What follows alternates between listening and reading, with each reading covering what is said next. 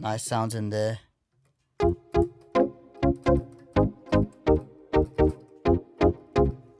It's just stuff, it's good for your high praise stuff. A nice bass in there as well. And then in the Ox Ultimate Pack, we've got the worship stuff as well. We've got softly.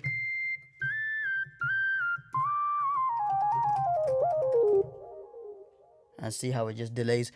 I used it for a worship set, and then like 2-3 of you asked me what sound is that, and I actually told you what sound it was.